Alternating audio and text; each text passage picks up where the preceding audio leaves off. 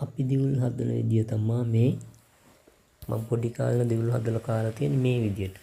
ඔයාලා පැත්තේ කොහොම දිවුල් හදනවද කියන දන්නේ නැහැ. ඒ විදිහත් අපිට කියන්න.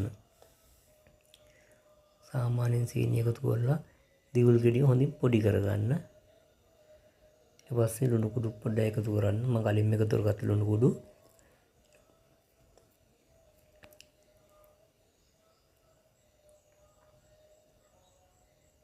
ඊට පස්සේ මේකට පොල් කිරි මිටි කිරි පමණක් එකතු කරන්න. ඕනේ මේක දිය හුඟක් පෙරා ගන්න පුළුවන් ගන්නට දිය වෙනතුරු පොල් කිරි එකතු කරලා පෙරා ගන්න ඕනේ. ඊට පස්සේ මේ විදිහට පෙරාගෙන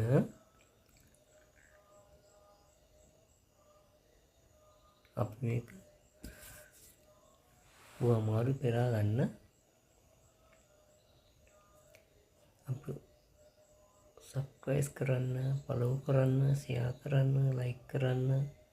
ඔයාගේ අදහස් චෝදනා හැමදේම අපිට ලියන්න. මේ දිවුල් එක අපි ලිපියට රත් කරගන්න ඕන.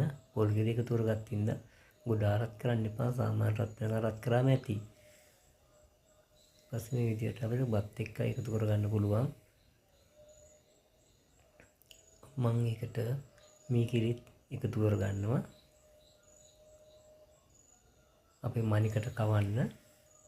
මණිකත් හරි ආසයි දිවුල් කන්න. එයා රස කර කර කනවා.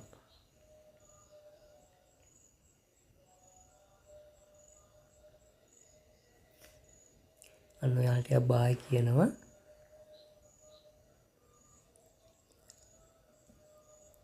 මේ විදිහට අයිස්ක්‍රීම් එකතු කරලා කැමර ගන්න පුළුවන්.